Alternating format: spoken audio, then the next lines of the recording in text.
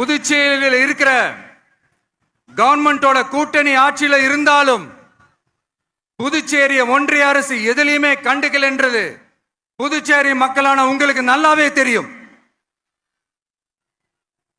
மாநில அந்தஸ்து கோரிக்கையை மட்டுமா கண்டுக்கல, இங்க வளர்ச்சி ஏற்படவும் துணை நிக்கவே இல்லைன்னு கேள்விப்படுறோம். இந்த புதுச்சேரிக்கு இன்னும் மாநில அந்தஸ்து கொடுக்கல. மாநில அந்தஸ்து வேணும்னு கேட்டு பல முறை சட்டசபையில் தீர்மானம் போட்டு ஒன்றிய அரசுக்கு அனுப்பி வச்சுக்கிட்டே இருக்கிறாங்க. இந்த வருஷம் கூட மார்ச் மாசம் 27ஆம் தேதி 2025 அன்னைக்கு ஒரு தீர்மானம் போட்டாங்க. அது மாநில அந்தஸ்து வேணும்னு கேட்டு ஒன்றிய அரசுக்கு அனுப்புற 16வது தீர்மானம். புதுச்சேரி காரைக்கால் பகுதிகளில் மூடப்பட்ட 5 மில்கள், பல்வேறு தொழிற்சாலைகளை மீண்டும் திறக்கிறதுக்கு இதுவரைக்கும் ஒரு துரும்ப கூட கிள்ளி போடல. பல்லாயிரக்கணக்கான இளைஞர்களோட வேலை வாய்ப்புக்காக எதையுமே செய்யல. இங்க ஒரு ஐடி கம்பெனி உருவாகணும்ன்றது எண்ணமே இல்லை.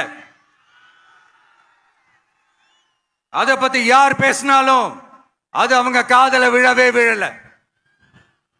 இங்க ஒரு அமைச்சரை ஊழல் குற்றச்சாட்டுல பதவி விட்டு நீக்கப்பட்டு அந்த இடத்துக்கு இன்னொருத்தரை நியமிச்சு 200 நாள் ஆச்சு. இன்னும் அவருக்கு ஒரு இலாக்காவே தரல. இந்த செயல் சிறுபான்மை மக்களை அவமானப்படுத்துறதுன்னு அந்த மக்களே சொல்றாங்க. புதுச்சேரியோட முக்கிய அங்கமாக இருக்கிற காரைக்கால், மாகே, ஏனாம் பகுதிகளில் எல்லாம் முன்னேற்றமே இல்லைன்னு அந்த பகுதி மக்கள் சொல்லிக்கிட்டே இருக்கிறாங்க.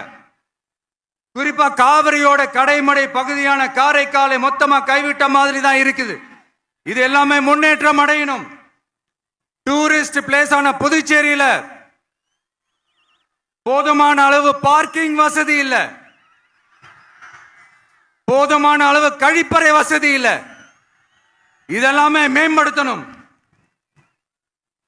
புதுச்சேரி கடலூர் மார்க்கமான ரயில் திட்டம் வேணும்ங்கிறது நீண்ட கால கோரிக்கை. புதுச்சேரி மக்களுக்கு ஒன்னே ஒண்ணுதான் சொல்லணும், இந்த திமுகவை நம்பாதீங்க. அவங்களுக்கு உங்களை நம்ப வச்சு ஏமாத்துறது தான் அவங்க வேலையே. நான் சொன்ன பல கோரிக்கைகளை எல்லாம் தீர்த்து வைக்கிறதுக்கு நம்ம புதுச்சேரி கவர்மெண்ட்டுக்கும் அதோட மக்கள் திட்டங்களுக்கும் ரொம்ப அக்கறையா உண்மையா துணை நிற்கணும். தமிழ்நாட்டை ஒதுக்குற மாதிரி புதுச்சேரியும் ஒதுக்க கூடாதுன்னு நாங்க கேட்டுக்கிறோம்.